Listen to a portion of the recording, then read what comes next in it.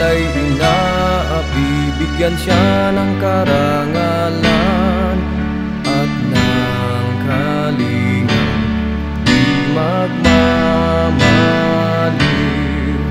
Ang aking mahal na kapatiran, ang tao gamafiyang siyang patnubay sa buhay.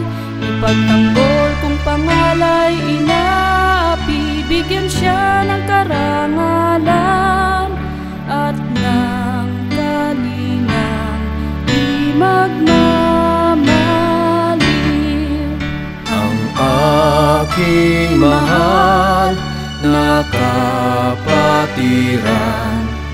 ang tao gamafiyang siyang patnubay sa buhay.